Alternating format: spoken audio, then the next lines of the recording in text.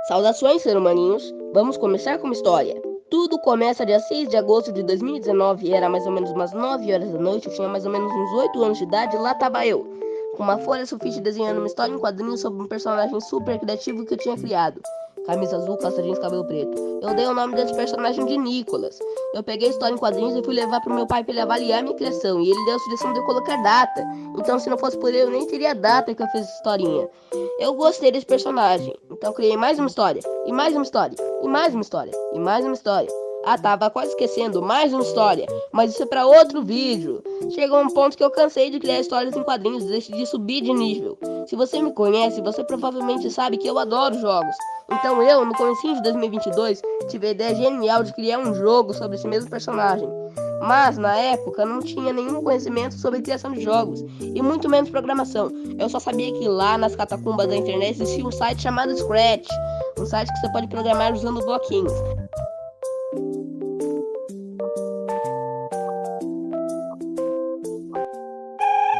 Mas mesmo assim, você tem que saber os básicos, e eu não sabia. Mas do jeito que eu era, eu achava que tudo que eu tentasse pela primeira vez e primeira ia sair o resultado perfeito, sem ter nenhuma experiência. Então lá fui eu e cliquei naquele gigante botão criar. Comecei tentando fazer um código de jogo plataforma simples, mas apenas do jogador. Mas ao invés de eu usar a função de sensores de teclas já embutidas no Scratch, eu cliquei lá embaixo para adicionar uma extensão externa chamada Makey. Makey é um produto em que você conecta sensores em objetos e transforma eles em teclas mapeáveis para o seu computador. E dava para você usar os sensores do Makey no Scratch com aquela extensão, mas estranhamente ela não suportava apenas o produto real, mas também estranhamente funcionava como um bloco de sensor de teclas. Então acionei bloco de movimento embaixo e pronto. Toda vez que eu apertava para andar, ele teleportava uns 10 cm para frente, e quando eu apertava para pular, ele teleportava uns 10 cm para cima e esperava uns 5 segundos antes de voltar. Mas eu, daquela época, também tinha achado aquele projeto ruim, pois ele ainda não tinha nada do que eu queria colocar no jogo final. Então, já que não tinha dado certo, eu recorri aos tutoriais do YouTube. Pesquisei tutorial de jogo plataforma Scratch, e o primeiro resultado foi de um cara chamado Griff Patch. Griff Patch é um programador britânico que é muito bom no Scratch, por causa que ele cria projetos impressionantes dentro das limitações do Scratch. Mas tem gente que cria projetos mais impressionantes que ele, mas ele tem a habilidade de fazer um projeto impressionante e ensinar a fazer. Assim todos podem aprender a fazer projetos tão legais quanto ele. No canal dele tem tutorial de RPG, Geometry Dash, Gravidade, Atirador 3D, um software 2D não feito para 3D como o Unity ou Godot e muito mais. Eu cliquei no vídeo de jogo plataforma e fiz o que ele estava pedindo no vídeo. E o jogo estava ficando bem melhor do que antes, não dava nem para chamar aquilo que eu tinha feito de jogo. Mas eu fiquei preso no episódio 8 em uma parte que eu tava fazendo exatamente a mesma coisa que ele tava fazendo. Só que no meu não tava funcionando.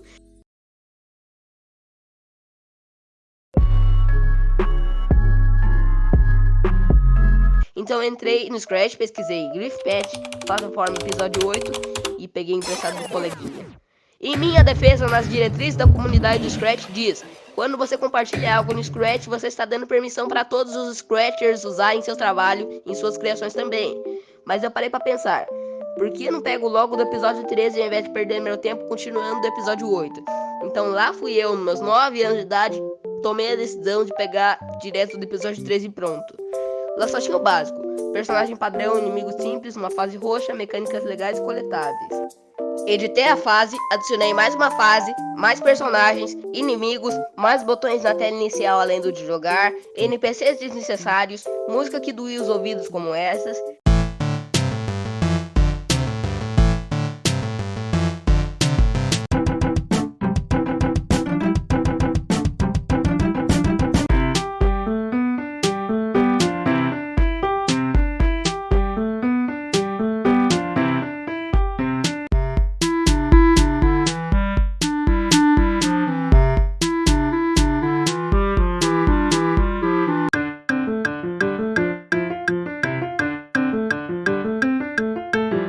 Um site limitado e uma tela de vitória, mas o código ainda estava muito bagunçado, por causa que eu não sabia organizar o código, era muito bugado, como se fosse um espaguete, era código em cima de código. Exemplo, o código do botão de como jogar não estava funcionando, então eu joguei todo o código principal do botão fora para começar do zero.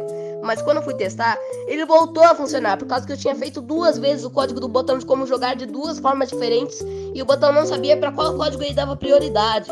Também às vezes era culpa do computador, que às vezes eu ficava quase 3 horas tentando arrumar um erro, e quando eu finalmente consigo arrumar, o navegador trava e fecha a janela, eu perco todas as alterações e eu tenho que começar desde a última vez que eu tinha salvado, que era antes dessas 3 horas. Não existia salvamento automático no site que eu estava usando. Apesar do produto final sair legal, o processo de criação dá trabalho. Com o tempo eu fui melhorando os desenhos, os códigos, mas com o tempo eu também fui cansando e desistindo desse projeto, porque a base estava caótica. E se a base não tá boa, não dá para construir um prédio e um terreno oco por baixo.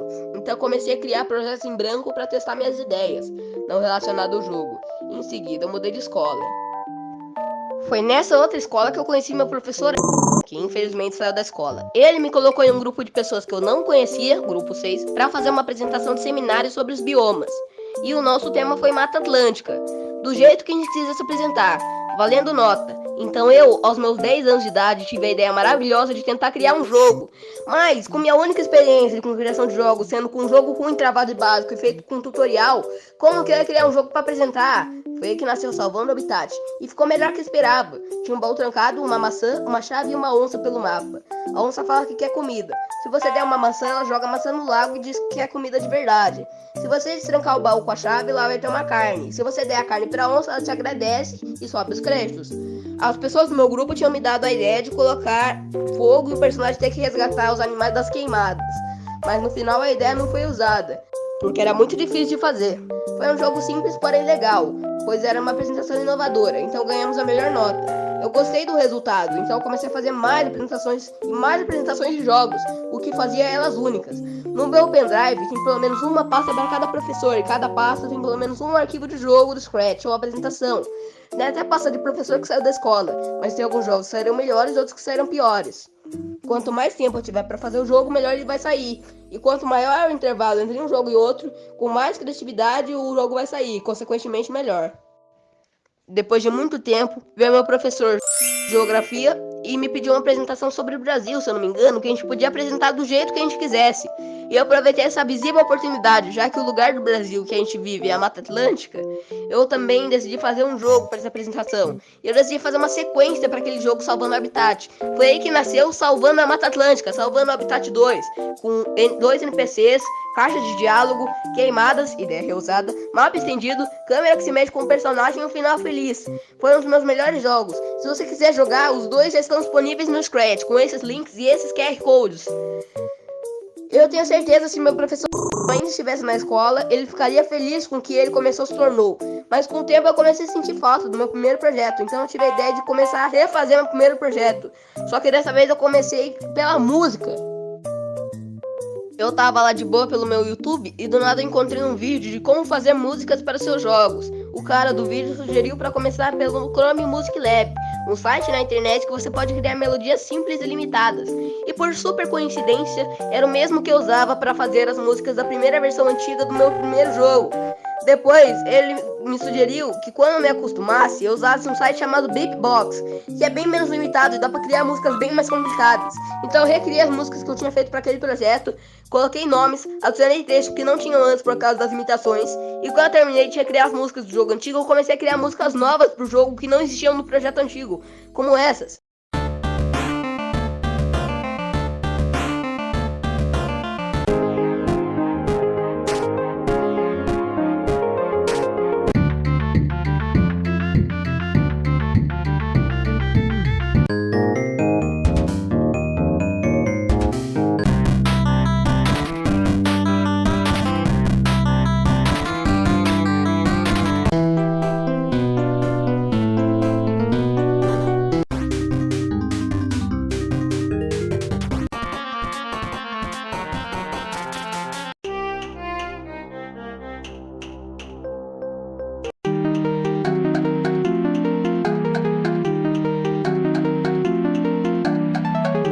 Eu fiz esse disco giratório com programação também, se você quiser saber. Aliás, falando nisso, tudo isso aqui é feito com programação.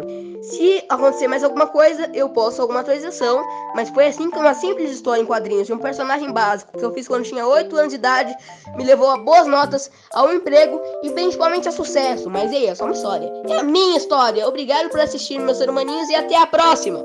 Obrigado por ter assistido, minha gente. Conforme a demanda, eu crio um servidor do Discord pra vocês.